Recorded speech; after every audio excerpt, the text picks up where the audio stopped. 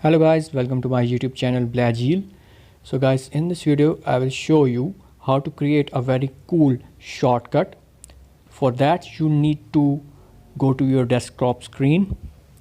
Once here you need to right click on it, then select new, then go for the second option shortcut, and then this window will pop up. Here you need to type slide to shut down. So you need to type slide to shut down. Make sure to keep the first letter capital, and after that you need to click on next, then click on finish. After that you will get this shortcut.